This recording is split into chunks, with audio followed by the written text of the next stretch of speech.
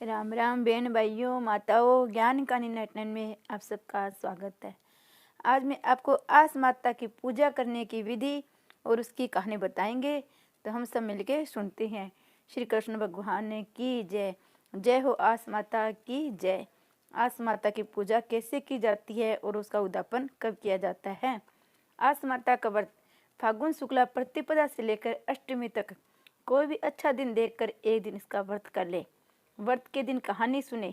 एक पट्टे पर एक जल का लोटा रखे, लोटे पर रोली का सत्या करे, चावल चढ़ाए, आखिर लेकर आस माता की कहानी सुने। हलवा पूरी रुपए कल्पना करके निकाले, सासू जी के पेट छू कर दे, बाद में खुद जिम लेवे। अगर किसी के बेटा हो या विवाह हुआ बेटा हो तो आस माता का उजमन करे। सारी जगह 4-4 पूड़ी और हलवा रखकर उसके ऊपर एक नारियल और रुपए रखकर हाथ फेर कर सासू जी के पैर छूकर दे देवे। आस माता सबकी आस पूरी करती है, तो अपने बेटे पोते सबकी आस करते हैं, तो आस माता का व्रत जरूर करे। आस माता की जय। आस माता की कहानी सुनते हैं। एक असलियत था, वह रोज जुआ खेला करता। वह हारे या जीते पर ब्राह्मणों को जिमाता था।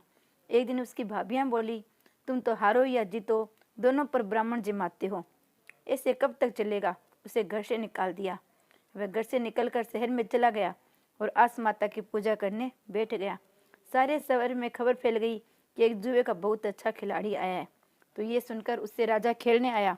राजा जुए में सारा राजपाट हार गया। अब वह राजा बन गया और राजा राज्य करने लगा। भाभीियों के घर में अन्न की कमी पड़ गई, इसलिए उसे ढूंढने निकल पड़ी और सब शहर में पहुंच गए। वहाँ उन्होंने सुना कि एक आदमी जुए में राजा से जीत लिया। वह उसे देखने के लिए गए। वहाँ उसकी माँ ने उससे कहा कि मेरा बेटा भी यहाँ पर जुआ खेलता है, हमने उसको घर से निकाल दिया था। वह बोला, माता जी मैं ही तुम्हारा बेटा हूँ, तुम्हारी करनी तुम्हारे साथ, मेरी करनी मेरे हाथ। तो उन लोगों ने अपने देश जाकर आस माता को उजमना करा और सुख से अपने राज्य में रहने लगे। हे आस माता, जैसे असली राजा का राजपाट दिया, विश्व सब कोई देना, कहते न सुनते न उखारो भरते न। हे आस माता, हमारी आस पूरी करी, सबकी आस पूरी करी। आस माता के बाद विनायक जी की कहानी कहा। एक दिन विनायक जी राजा के बाग में गया, उनसे एक फूल टूट गया। गजानंद जी ने सोचा, अब तो इसमें से यहाँ काम करना पड़ेगा, ये इसका प्रायश्चित है। उन्होंने छोटे से बच्चे का रूप धरकर राजा के घर नौकरी करने के लिए गई। एक समय रानी जी सोच क्रिया से निवृत्त हो हाथ राख से धोने लगी। विनायक जी ने देखा तो बानी डुला दी, व रेत से हाथ धुला दिए। तो रानी गुस्सा हो राजा से बोली, ऐसा नौकर लाए हो, काम में टांग अड़ाता है। राजा ने डांटा तो बालक बोला, अशुद्ध हाथ भी कभी बानी से धोते हैं क्या, बानी में तो लक्ष्मी होती है। राजा बात तो सही है। एक दिन राजा जी बोले, गजानंद रानी को पुष्कर स्नान करवा ला। दोनों पुष्कर गए तो रानी लोटा लोटा नहाने लगी। गजानंद जी हाथ पकड़कर रानी को डुबकी लगाकर स्नान कराया। रानी ने महल में आकर राजा से शिकायत की कि ये बढ़िया गजानंद लाए हो, मुझे पुष्कर में डुबो देता।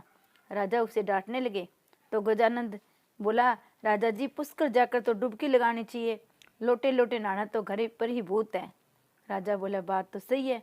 अब राजा ने हवन करवाने की सोची। हवन में बैठने के समय गजानंद को भेजा कि तू रानी को बुला ला। गजानंद गया, देखा रानी ने काले और नीले वस्त्र पहने हुए हैं। गजानंद ने वस्त्र फाड़ दिए। रानी रूठ गई, आई नहीं। राजा बुलाने गए तो रानी बोली, ये के गजानंद मेरे साथ भद्दा मजाक किया है। राजा ने फटकार लगाई और बोला कि कुबुद्धि कर ली है तू।